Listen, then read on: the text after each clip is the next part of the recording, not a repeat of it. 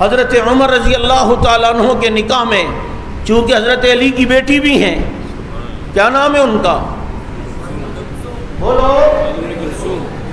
حضرت علی کی جو بیٹی حضرت عمر کی بیوی ہیں ان کا نام کیا ہے؟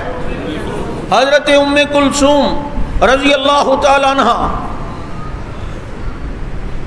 حضرت عمر نے ایک قاصد کو کیسر روم کے پاس بھیجا، جاؤ یہ پیغام لے جاؤ۔ حضرت عمر کی بیوی علی کی بیٹی ام کلثوم نے اس قاصد کو ایک شیشی کے اندر خوشبو دی اور کہا یہ میری طرف سے یہ کیسر روم کی بیوی کو ہدیہ دینا، کہ عمر کی بیوی نے ہدیہ دیا ہے۔ چنانچہ جب یہ قاصد گئے، حضرت عمر کا پیغام پہنچایا، اس کی بیوی کو عمر کی بیوی کی طرف سے وہ تحفہ بھی دیا، تو اس نے اسی شیشی کو خالی کر کے اس کے اندر قیمتی موتی دیے اور کہا یہ عمر کی بیوی کو میری طرف سے دے دینا۔ کیسر کی بیوی اس کے یہ تحفہ عمر کی بیوی کے پاس آتا ہے، چنانچہ ان کے ہاتھ میں حضرت عمر نے دیکھا، کہا یہ کہاں سے لائی ہو؟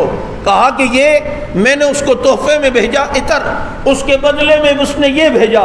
عمر نے کہا مال غنیمت میں جمع ہوگا۔ کہا کہ بھائی اس نے تو خاص میرے لیے بھیجا۔ کہا کہ اس نے خاص تیرے لیے نہیں، خلیفہ کی بیوی ہونے کی وجہ سے بھیجا ہے۔ اگر تو خلیفہ کی بیوی نہ ہوتی تو وہ کبھی بھی تجھے یہ تو قیمتی موتی نہ بھیجتی، اور جب خلیفہ کی بیوی ہونے کی وجہ سے تمہیں یہ موتی دیے ہیں تو خلافت یہ تو مسلمانوں کی خدمت کے لیے ہوتی ہے، چنانچہ اس سے حاصل ہونے والے تمام منفعت اس پر بیت المال کا حق ہے، مسلمانوں کا حق ہے، وہ جمع ہوں گی۔ چنانچہ ان کی بیوی نے کہا یہ بات تو مجھے سمجھ نہیں آ رہی، تو عمر نے کہا اچھا چلو فیصلہ تمہارے والد سے کروا لیتے ہیں۔